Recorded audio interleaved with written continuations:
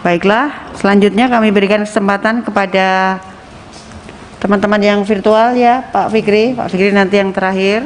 Pak Ferdi, halo. Ya. Kang Ferdi, silakan. Ya, silakan. Baik, terima kasih Bu Wilujeng, Pak Fikri dan Pak Uda. Saya singkat, padat dan jelas. Ada beberapa poin berdasarkan data dan informasi serta paparan dari para organisasi profesi yang hadir pada hari ini. Maka ada beberapa hal yang ingin kami sampaikan. Yang pertama, supaya tidak ada dikotomi terhadap disabel dan PNF, pendidikan non formal. Itu yang pertama. Saya ulangi, tidak ada dikotomi terhadap disabel dan PNF. Yang kedua, tidak ada dikotomi antara negeri dan swasta. Karena ini yang kami sampaikan adalah berdasarkan Undang-Undang Sistem Pendidikan Nasional. Yang ketiga, tidak ada dikotomi pendidikan umum dan pendidikan keagamaan.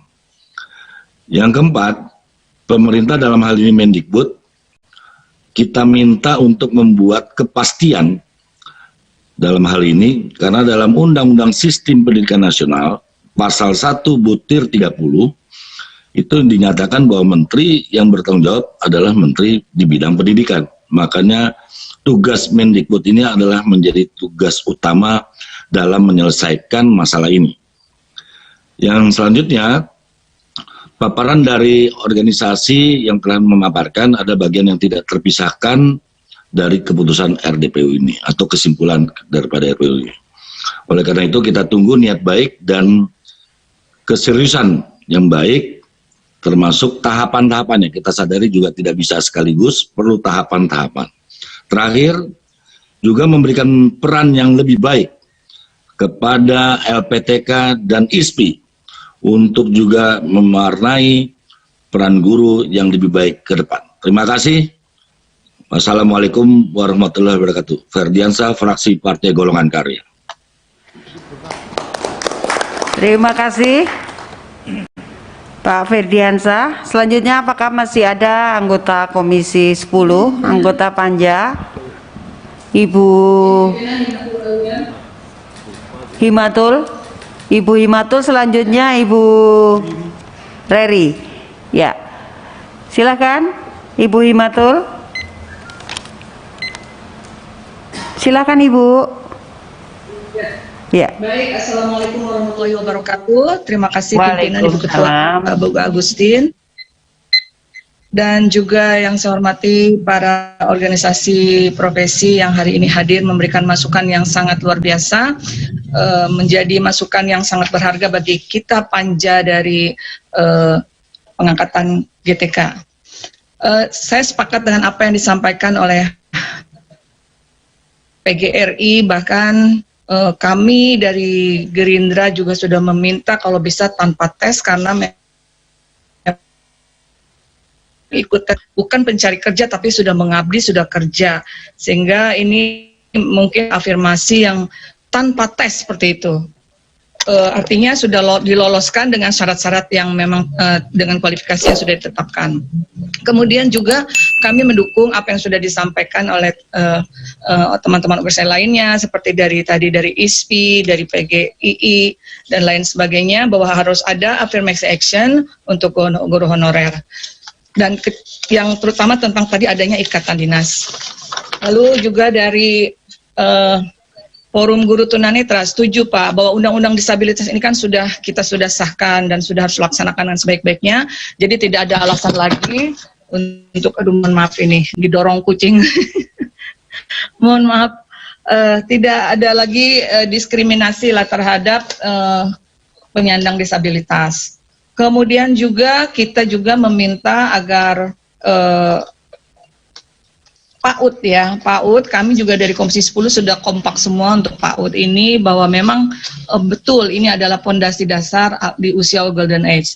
Bahkan dalam kami bertemu dengan OECD dalam rangka kita meminta rekomendasi tentang hasil PISA, bahkan itu PAUD adalah salah satu yang paling penting untuk dijadikan rekomendasi, diperbanyak dan diperkuat untuk menunjang hasil-hasil yang PISA kita yang sangat rendah.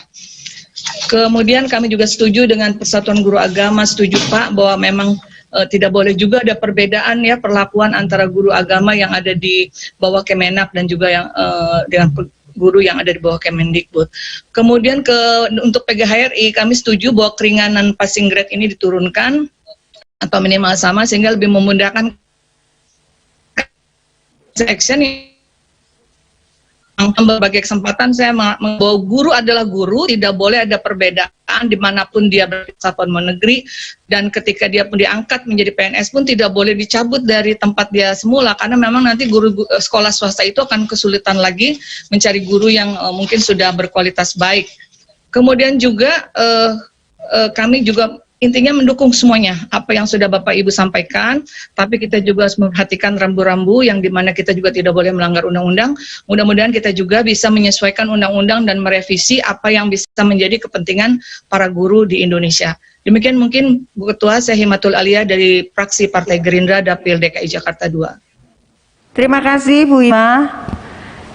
Selanjutnya kami berikan kesempatan kepada Ibu Lestari Murdiat, ya silakan. Beliau ini adalah Wakil Ketua MPR, Bapak Ibu. Jadi luar biasa memberikan perhatiannya kepada kita. Silakan. Iya. Terima kasih pimpinan, Bapak Ibu yang saya hormati. Assalamualaikum warahmatullahi wabarakatuh. Salam sejahtera bagi kita semua. Pertama-tama tentu apresiasi kepada seluruh asosiasi yang hari ini sudah menyampaikan pandangannya, juga kepada para pimpinan. Saya ingin cepat saja Mbak Agustin, dari beberapa RDP kita, kemudian dari beberapa pertemuan dengan asosiasi. Oh ya, sebelumnya saya perkenalkan, saya Lestari, saya dari fraksi Nasdem, Dapil Jawa Tengah 2, kebetulan anggota Panja di sini. Mbak Agustin dan para pimpinan yang lain, kalau misalnya diperbolehkan dan bisa diusulkan, saya rasa berkali-kali kita berbicara atau di dalam dengar pendapat, permasalahan yang muncul adalah sama. Jadi saya ingin mengajak kita semua melihat bahwa sekolah ini sebetulnya adalah bagian dari sebuah ekosistem. Nah, ketika kita bicara sebuah bagian dari ekosistem di mana guru adalah salah satu sumber kunci utamanya, perlu ada perspektif akan identitas guru yang jelas. Nah, di sini saya melihat, saya tidak ingin mengatakan buruk ya, tapi kalau saya boleh mengatakan, apa yang terjadi ini sekarang adalah kelemahan dari manajemen dan tata kelola kita berbangsa dan bernegara. Dan saya rasa dari sekian kali RDP, kemudian beberapa kali pertemuan juga di Panja, masalah yang muncul adalah sama. Saya mengusulkan kepada pimpinan, karena kita tahu persis, silang sengkarutnya ini bermula di ketidakjelasan akan tata kelola. Dan ini terjadi antar departemen dan lintas departemen.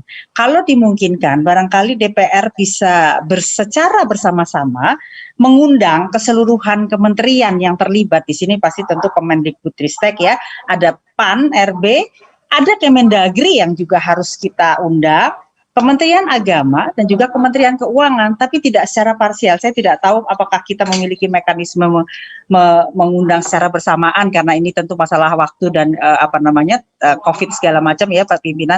Tapi saya rasa ini adalah usulan dari kami fraksi Nasdem, karena kalau kita berbicara satu persatu dan parsial, masalah ini tidak akan pernah selesai. Trajektorinya juga tidak jelas ini. Sampai saat ini, inilah yang sebetulnya menjadi permasalahan yang